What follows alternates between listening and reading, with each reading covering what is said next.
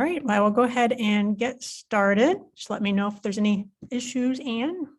Thank you to Ann Phillips for helping us out today. Hi, Christine. Well, welcome to lecture I have 6, admitted most people. Botany Beginners, Grasses You might for the give us a Masses. shout out in the chat. Today we're going to if talk you're- about the grasses of roadsides and conservation plantings.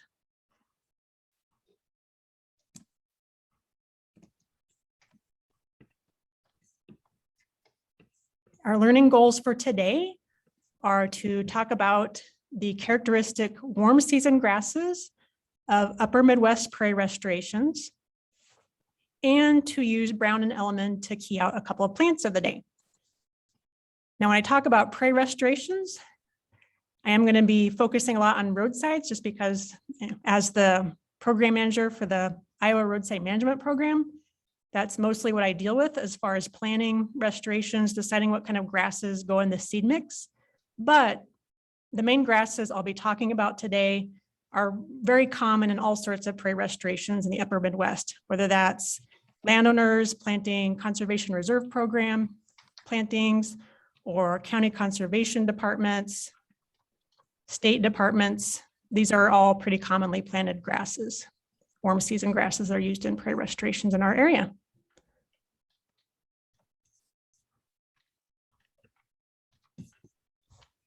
Okay, so as part of my job, every year I organize an annual seed pickup where I get a federal highways grant to provide prairie grass and wildflower and sedge seed to counties across the state of Iowa that choose to plant prairie plants or some wetter kind of wetland plants in their roadsides. So this is a picture of a recent seed pickup. All those white pillow looking like bags are full of grass seed. And the garbage bags are full of much smaller bags of the wildflower seed and some of the sedge seed. So every year I decide what's going to go in the seed mix. It's usually pretty similar. We have around 5 to 6 warm season grasses, a cool season grass, and then maybe 15 to 20 wildflowers and a few sedges. Yes, please do. And over a couple of days every spring or early summer, around 40 roadside vegetation managers from all across the state come to our shed just south of the Tallgrass Prairie Center. And they load up their seed, and they drive off, and they have a year and a half or so to plant the seed that I provide to them. And there's many benefits of planting native grasses, sedges, wildflowers in the roadsides. These couple of pictures illustrate one of them. These were given to me by the Pottawatomie County roadside manager a few years ago. It's one of the most recent years when there's a lot of Missouri River flooding. You can see on the left, this is a roadside that he had planted with a native seed mix, one of the seed mixes I had provided. And you can see after the water receded, there's not a lot of erosion. So those deep root systems are excellent for controlling erosion on steep slopes, which is a big benefit to the counties.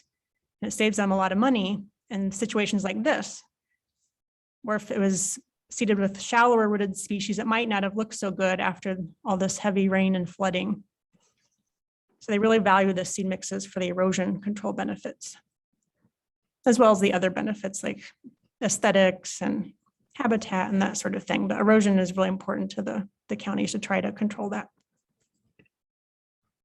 And just to give you a sense of how much of the public land in Iowa is in roadsides, about 60% of public land is in roadsides. So you can see that dark blue chunk is all sorts of roadsides, whether it's city, state, county, and the majority of that is county. That's followed by the Iowa DNR land, Iowa County Conservation in green, and federal public land in purple. And finally, I'll just give you an overview of how counties are participating in roadside vegetation management, because often people are curious. Does my county plant seed? How often have they gotten seed? So the number in each county represents how many years since 1998, which was when the center first got the federal highway grant, how many years they have chosen to plant prairie seed in their roadsides. So you can see some counties have been very active.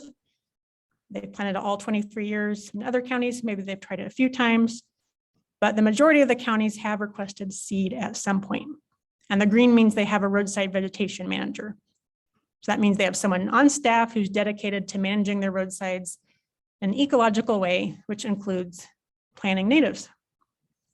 And the little plant in the lower right means they have a plan on file with the Iowa DOT that shows how they're managing the roadsides using an integrated ecological kind of approach. So I wanted to just provide some context with roadside plantings, so you know where I'm coming from, where a lot of my experience is in. But again, a lot of these grasses are found in all sorts of prairie restorations. So for the plant of the day, the first plant of the day, this is a roadside in Benton County I was in just last week. It's maybe a couple miles south of Urbana in Benton County. And this grass was just starting to flower. This is the kind of habitat it was in. As you can see, the roads in the upper right. Oops.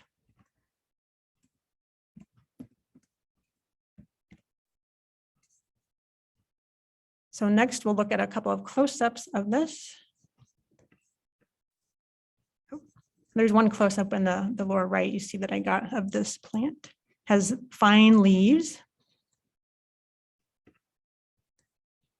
And this is a close-up taken by a professional photographer.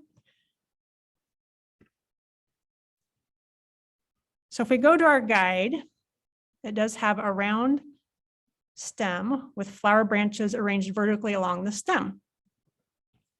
So you can see it kind of looks maybe more like that fourth one. So it says go to page 27. If you go to page 27, well, it doesn't really look like this feathery looking kind of inflorescence with all the spikelets on one side. It looks more like this, where they're kind of scattered on both sides. So that will take us to 3 pages that we can look at. And if you look at page 135, that's bushy blue stem. And like the name suggests, it has pretty bushy flower heads. So it doesn't really look like that, so that's easy to eliminate. Let's look at 138, broom sedge bloom stem. Well, this looks a little more like it, but if you read about broom sedge, it's found in a little bit different habitats. It's really a colonizing species. So it's found in overgrazed grasslands or croplands, abandoned crop fields, disturbed sites with really poor soil. So that's not really the habitat this was in. This was in pretty established prairie roadside habitat. And it also says that the other option, which is on page 136, has longer flower branches that stick up beyond the leaves. So if you have this in your hand and we're looking at it, you could see that difference too. So in this case, there's only 3 options. Just by appearance and habitat description, we can narrow this down. So now we know it's a little blue stem. So I'll talk a little bit about little blue stem. It's usually around roughly 2 to 3 feet in our area. It's a bunch grass and it fruits, or in other words, another way you can think of it, produce seeds from August through September. For the stems and leaves, it has these really fine stems, like I noticed, or really fine leaves that I noted before. The node, remember, is where the sheath or where the leaf wraps around the stem. The node is at the very bottom of the sheath, and it has that characteristic kind of bluish look that you can see. And it also has these really fine hairs by the ligule. Remember, the ligule is that part of the sheath that comes up right here near the base of the leaf and the stem. So it's that kind of fine papery ligule with some hairs on it. It's another distinguishing characteristic of little blue stem.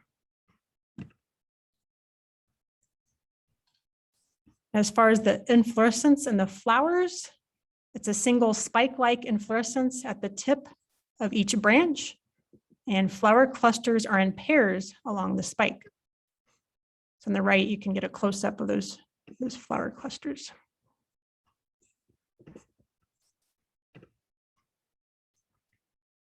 Now, early in the growing season, you can see where it got its name. It has a really distinct kind of light blue color where it sticks out It's common on dry prairies, Loess Hills prairies, roadsides, and old fields.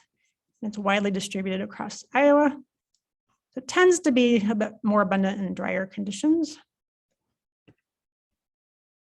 As far as wildlife and human uses, it's used as forage for elk, deer, and livestock. The seed is eaten by songbirds and upland game birds. And this is something I really like to point out when talking about native grasses. The University of Minnesota Extension recently created a handout where they did a literature review about how some of these native grasses are larval host plants. So little blue stem they found is the larval host plant for 8 skippers and moths. So here's a picture of a type of skipper. So skippers are usually classified as butterflies. Most of them are considered a type of butterfly. And that's because they fly during the day. And their antennae are a little bit different than most butterflies because they have a little hook at the end. They kind of look like moths, don't they? Even though they look like moths, they fly during the day, so they're usually considered butterflies.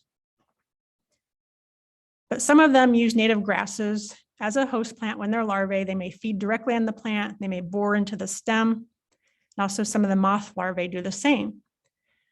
So I just like to point that out because when we talk about pollinator habitat, a lot of time people focus on the flowers, but grasses are also important, especially for skippers and moths, and actually for bumblebees too, because bumblebees, the queen may nest at the base of bunch grasses. That can be desirable habitat for queens.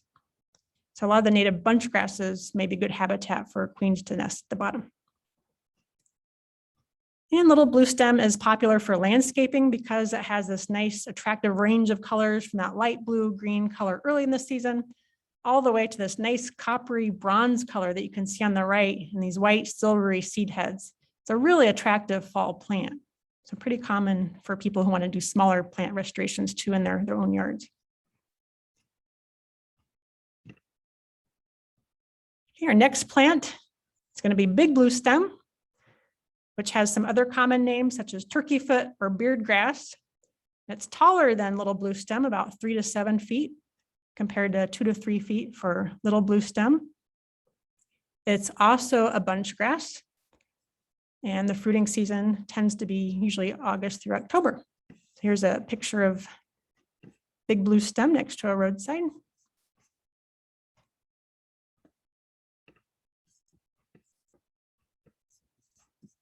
If you take a close look at big blue stem, well, the leaves are also wider than little blue stem.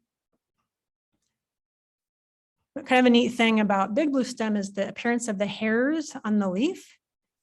If you look really close, especially closer to where it joins the stem, you can see the hairs are kind of scattered. They have this messy, unkempt appearance. So that's kind of characteristic of big blue stem, is the messy hairs.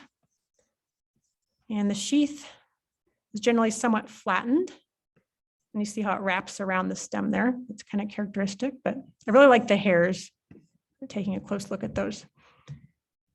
And also, if you look at the node at the bottom of the sheath, that has kind of this waxy appearance, this whitish, kind of purplish appearance.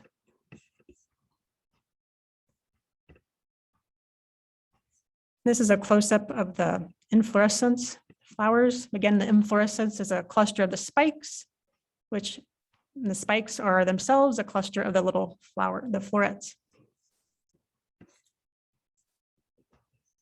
So big blue stem typically has like 3 to 5 spikes at the tip of the flower stalk. That's how it got the name turkeyfoot, when it has the 3 spikes, which is pretty common. And when it's flowering, it has these really noticeable yellow anthers kind of dangling from the plant.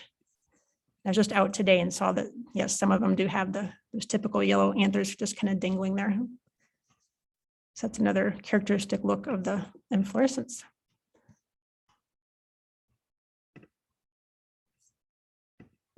Generally, big blue stem might be in moister habitats than little blue stem, moist to mesic prairies, roadsides, open places.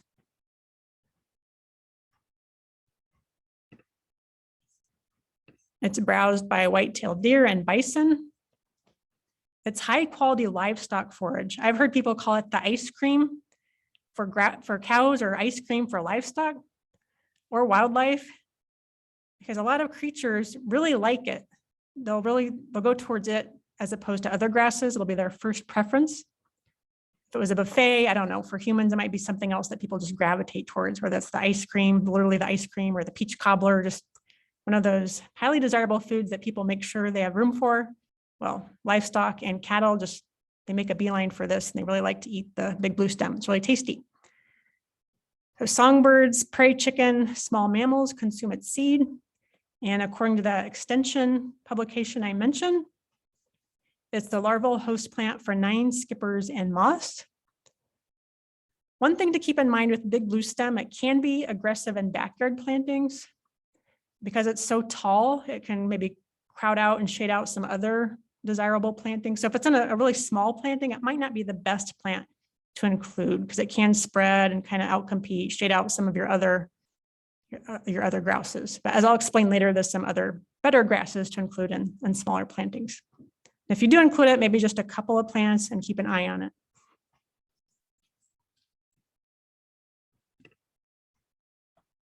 Okay, well, I'm going to pause there for a botany break, and I can see someone asked, can you tell us the name of the study that listed the host plants?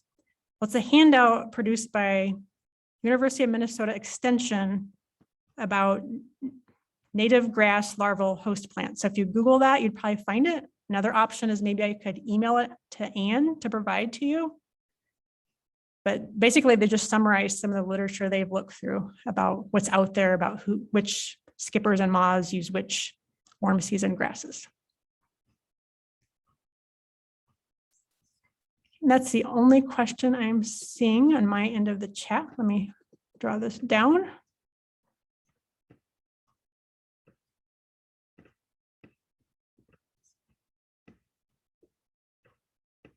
So that's the only question I'm seeing. Maybe I will move on.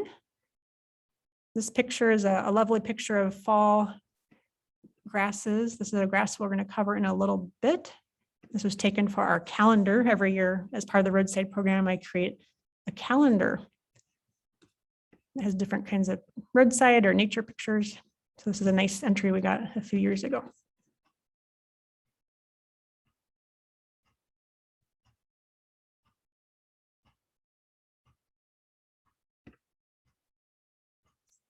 Okay, our second plant of the day,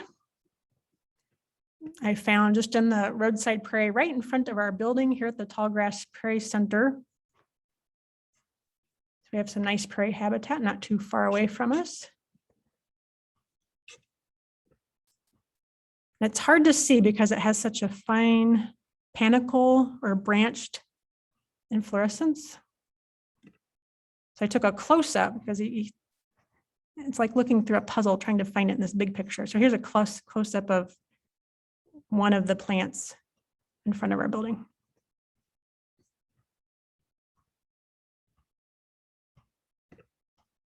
Again, here's another picture of that panicle or that really open branching kind of inflorescence.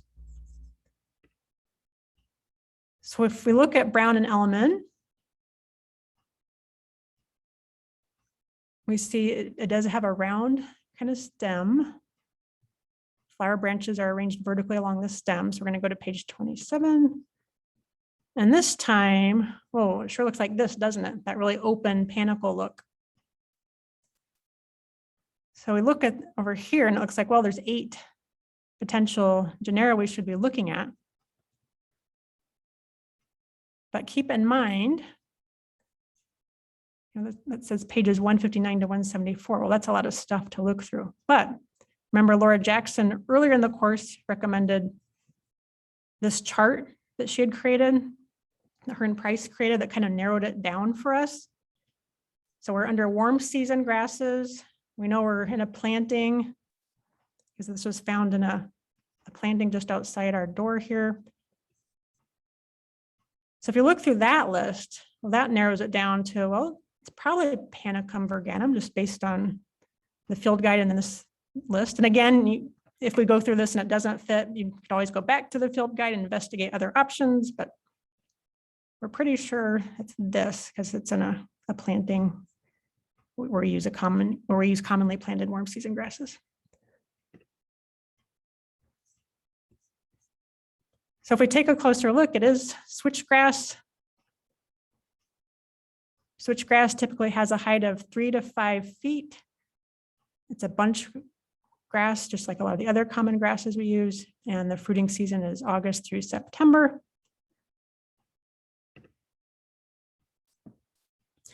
This is a fun one to look at because I was taught that it's called hairy armpit grass. That's another way to think of how to identify switchgrass. So if you bend down the leaf and look right where it joins the stem, it's really hairy. There's this really hairy patch of hairs just right there. And sometimes there's not quite so much hairs as you go further away from the stem, but that's pretty characteristic. That soft patch of hairs right there, hence the name hairy armpit grass. Another kind of easier way to tell this is looking at the grass blade, where it's really wide at the bottom, but then it narrows towards a sharp tip at the end of the blade. So you can see I took a picture of one of the blades against the concrete. So you can see that characteristic shape where all of a sudden it narrows to that sharp end. And as you can see at the picture of the node, it's kind of a reddish looking node.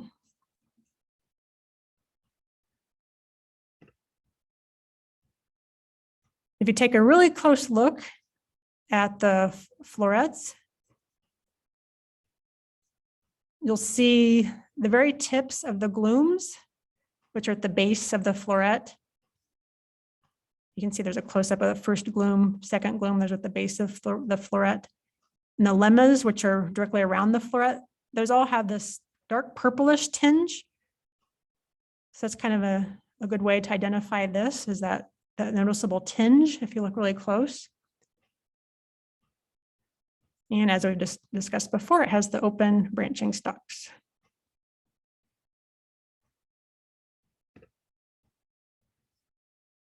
In Iowa, switchgrass is common on wet to moist prairies, also roadsides and stream banks. It's really pretty widespread in the US. It can grow in many habitats. And some wildlife and human uses for switchgrass is nesting and cover for pheasants, quail, and rabbits. The seed provides food as well, in addition to the nesting cover for pheasants, quail, many songbirds. It's a larval host plant for 8 skippers and moths. It's widely used for erosion control because of its adaptability, not just in prairie seed mixes, but other kinds of seed mixes. They're used for erosion control. It has potential use as a biofuel, and it's been the subject of a lot of study because it can be fairly easily grown. One limitation is you have to burn quite a bit of it to get some fuel to make it worthwhile. So that's something they're investigating to see if that's something that can be addressed to make it more economic to be used as biofuel.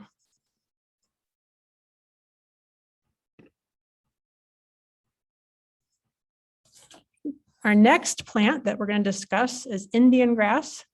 Another common name, sometimes it's called yellow Indian grass because of that yellowish golden appearance, as you can see on the right. It's another one of those tall grasses of the prairie.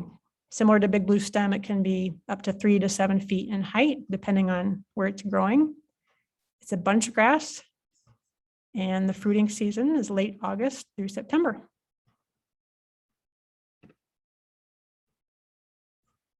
Some unique things about the stem and leaves.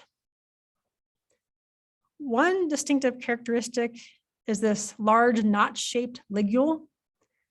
So the ligule is kind of this outgrowth at the end of the blade there, near where it joins the stem.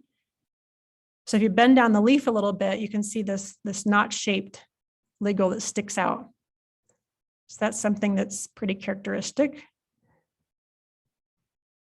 That has a white midvein on the leaf, which tends to be a bit more prominent as you get closer to the stem. And it has a distinct V where the sheath is open.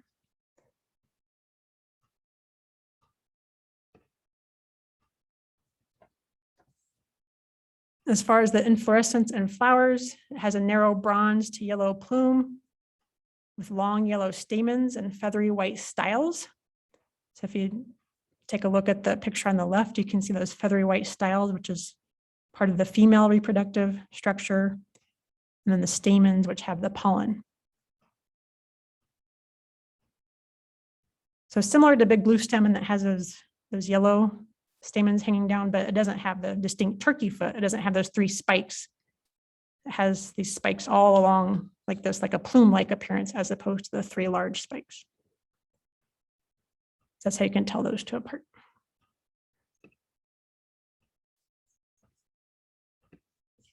It's common on mesic prairies, also on dry and moist prairies, roadsides, open places.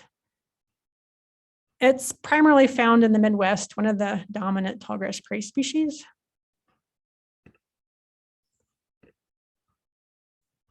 As far as uses, it's ground cover for game birds, songbirds, and white-tailed deer. It's another good grass as forage for livestock. Native bees like to use it for nesting material. So again, another way that bees can use native grasses. So another important reason to include grasses in your landscaping or in your restorations. Even if you're all about pollinators, grasses still come in handy for them.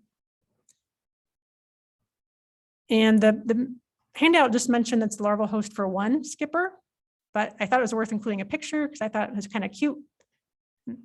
I think it fits its name of the pepper and salt skipper, including its little antenna with the alternating black and white bands. I just thought it was worth including a picture of that. But like big blue stem, since it's one of these taller grasses, it can be aggressive and smaller plantings. So that's another thing to keep in mind, is not to plant very much of it or possibly omit it. Include some of the shorter statured grasses. If you have a small planting, that might be a good idea. So those 4 grasses I've just covered are often called the big 4 prairie grasses: big blue stem, little blue stem, Indian grass, and switchgrass.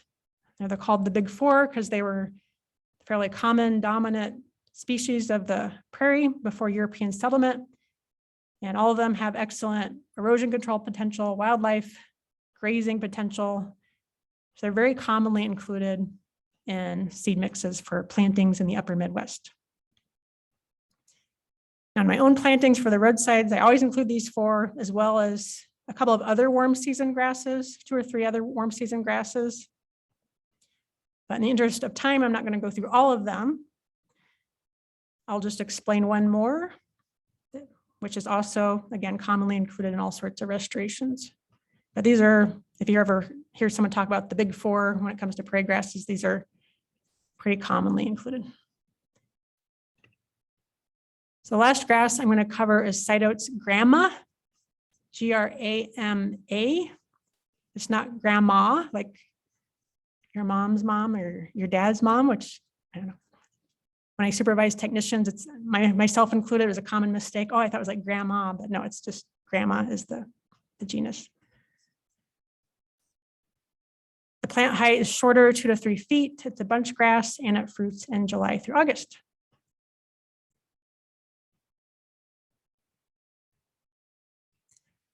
And like little blue stem, it's fine leaved, maybe 1/8 to 1/4 inch or so leaves. If you can take a good look at it, you might need a hand lens. You can see there's little bumps at the base of the hairs. So that's something you can look for if you're trying to identify this grass. There's a really short papery ligules, you'll see there, and a really long V-shaped opening to the sheath. You can't even see the bottom on this picture. So that's another unique characteristic, is that long V-shaped opening on the bottom of the sheath. For the flowers, it has 1 fertile flower per spikelet with red anthers. It flowers from mid-June to early July. So this is a close-up, and that's pretty unique and attractive feature of this plant, is those red anthers, as opposed to the yellow anthers we saw earlier. It's really pretty when it flowers, if you can take a close look.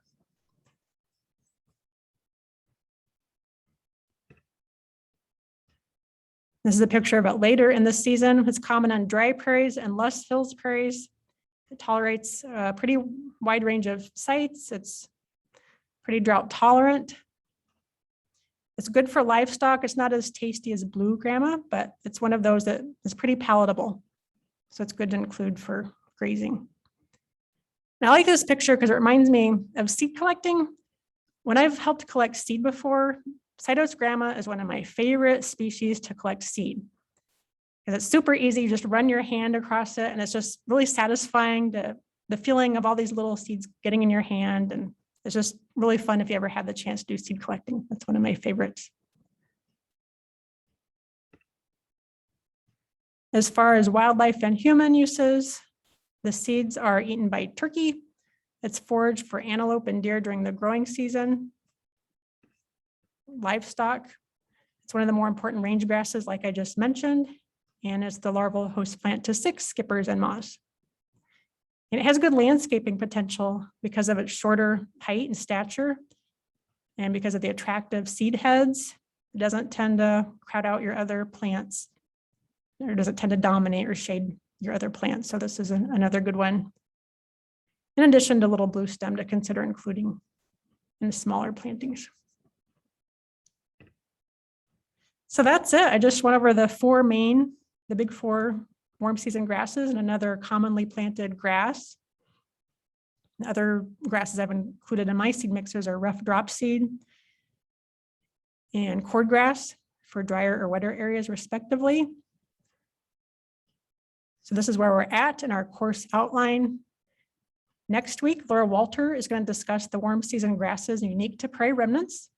So that'll be a really fun class to learn about some more unique kind of species. And I'd like to acknowledge Practical Farmers of Iowa, AmeriCorps Green Iowa for their assistance with our class, which is being hosted by the UNI Tallgrass Prairie Center. And with that, I have some time for questions.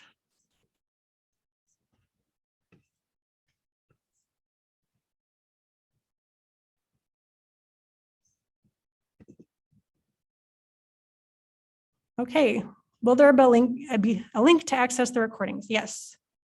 And we'll be sending out a link for the recording after the class. We have to allow some time for closed captioning, I believe, but each class will have a recording that will be sent out if you're registered. Oh, great. Looks like Anne found the link. Yep, that's the publication I was thinking of. So thank you, Anne. That talks about the host plants for the skippers and moths. See, I have a question about, oh, maybe someone was guessing that it was panic grass, but it was switchgrass. Later on Anne says we do have a link. It'll be available tomorrow. So that's pretty fast turnaround. Big blue stem and Indian grass, don't they block visibility on the roadsides? One thing about roadsides, there's a clear zone. So that's the zone closest to the road. It usually has to be around 8 feet or so. So that's kept short, that's mowed short. But the taller grasses, the prairie mixes are planted further away from that area, so they don't block visibility. Counties and states have guidelines where you can't plant prairie grasses within a certain distance of driveways or intersections. So there's certain parts of the roadside where absolutely, it's not a very good idea to plant these tall grasses because of the visibility, like you say. It's just certain areas further away from the roadside or the intersection that is okay. So safety is always first, and that's considered when they decide where to plant these seed mixes, including the tall grasses. Is switchgrass too aggressive for small plantings? Possibly. It's one of those taller grasses, but I haven't heard it being as much of a problem myself as big blue stem and Indian grass. I've interacted with various landowners or participants in prairie walks and that sort of thing, and it just hasn't come up as much as big blue stem and Indian grass, but that's just my experience. Generally, if it's my own yard, I'd try to stick with the 2 to 3 feet-ish height grasses. Or prairie drop seed, that's another really attractive grass for smaller plantings. How can I access the June and July sessions? Those are already on our website, the Botany Beginners website.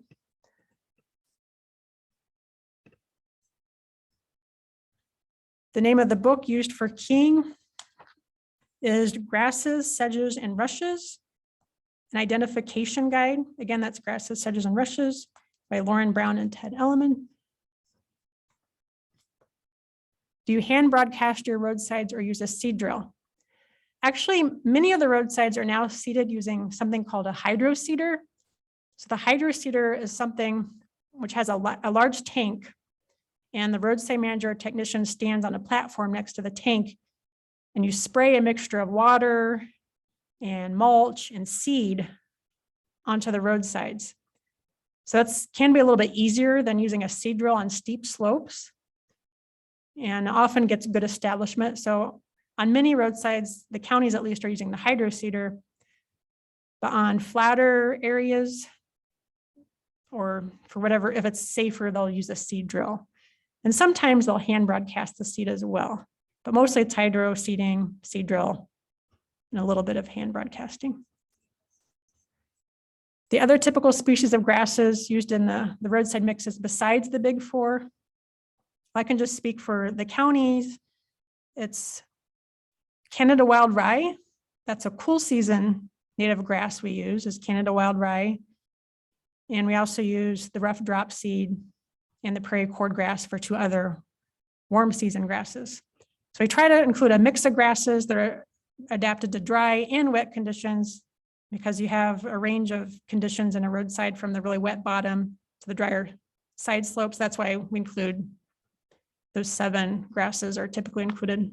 So they grow somewhere. They're adapted to some of the moisture conditions on the slope.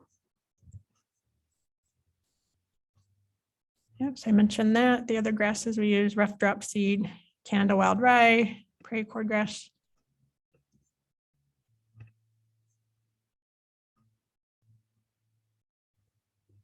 Is a mix for a hydric mix atypical?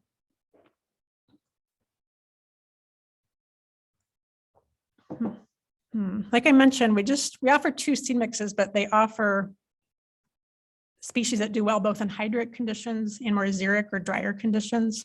So I don't really have seed mixes adapted to just hydric or just xeric or mesic or drier. It's just a mix of species, including the flower species that do well in all sorts of moisture conditions, so they can sort themselves out when they're in the ditch. Because you within just like 15, 20 feet, you have quite a bit difference in elevation with the bottom of the ditch and all that. I have not heard of other native grasses for biofuel myself. I've just seen a lot of discussion about switchgrass. That's a good question. When it comes to native prairie grasses, at least I've just heard about switchgrass for biofuel. Are native grasses the default choice when the Iowa DOT seeds after a large project? It depends on the conditions. I know they do try to use a lot of native species, but in some situations, again, like related to safety or visibility, your shorter like fescue kind of grasses, brome maybe, like those are the better for some types of situations, at least along county and from what I've heard along DOT roadsides. But they don't plant everything to natives, just like counties don't plant everything to natives because of the economic costs. I mean, upfront, the seed might cost more, even in the long term, it can save money. And visibility concerns, all that sort of thing. So will you be offering more webinars after next week? I guess we'd have to discuss that. Last year we did the original Botany Beginners, which is also on our website, which covered more flowering species. We've covered the grasses this year. So I don't know, I guess the staff at the center would have to discuss. Is there anything else to cover, or have we covered it as far as plants? I guess that's up to feedback from participants as well. Is there anything we missed, or so we'd have to just see what would be next. Are the native grass seeds sourced from Iowa farms and locations? That's a good question. And that one of those first pictures, those white bags of seed, you'll notice many of them had yellow tags. So that indicates they originate from prairie remnants. They go through they're regionally sourced, basically. They're regionally sourced that seed has its origins in prairie remnants. So Laura, who's going to be speaking next week, Laura Walter, she's the plant materials program manager, and that's one of her responsibilities is to collect seed from remnants, grow it out here in seed production plots. We provide that seed to seed producers, to commercial seed producers, and we end up buying quite a bit of the seed from them. So I'd say in any given year, around 80 to 90% of the seed we plant in county roadsides is that regional or local ecotype seed. So it comes from plant stock that is adapted to local prairie conditions from Iowa prairie remnants.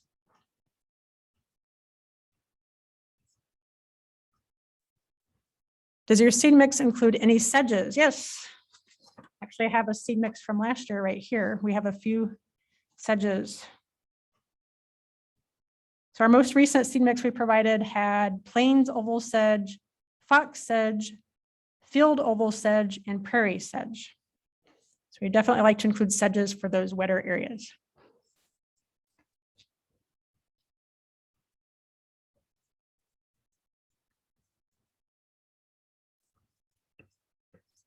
All right, I'm not seeing any more questions, so I'll give you a couple seconds. If there's any last questions you want to add, I'd be happy to answer them.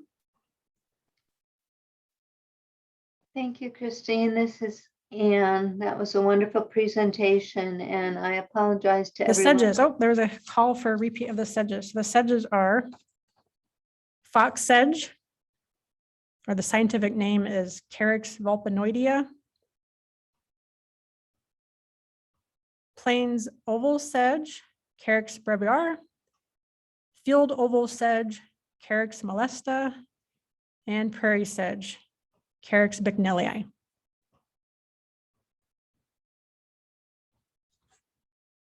So well, we listened to feedback from the roadside managers, really try to get a good diverse mix of the grasses, sedges, flowers. I get input from Justin and Laura every couple of years if there's anything new we should try. So yeah, that's what we do. That's the kind of seed mixes and the grasses we provide the counties. Right. I'm not seeing any other questions. Yes, thank you for your patience with our technical glitches at the beginning. I'm glad we got that sorted out and we were able to deliver our webinar. Hope you're getting some of the rain that's crossing the state today. No, we're really grateful for it here in Black Hawk County, where it's been really dry. And I hope you have a great week and that you can join us for the presentation next week about plants, warm season grasses, and prairie remnants with Laura Walter. Thank you, everyone, and have a great week.